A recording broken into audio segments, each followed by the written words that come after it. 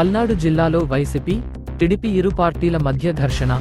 పల్నాడు జిల్లా వినుకొండలో YCP, TDP ఇరు పార్టీల మధ్య ఘర్షణ చోటు చేసుకుంది.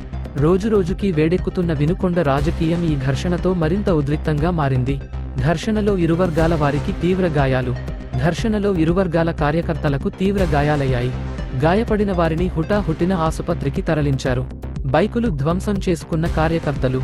ఘర్షణలో భాగంగా ఇరువర్గాల కార్యకర్తలు ఒకరి బైకులను ధ్వంసం చేశారు. సంఘటనా స్థలానికి చేరుకున్న పోలీసులు. ఘర్షణ గురించి సమాచారం అందుకున్న పోలీసులు సంఘటనా స్థలానికి చేరుకుని పరిస్థితిని అదుపులోకి తీసుకున్నారు.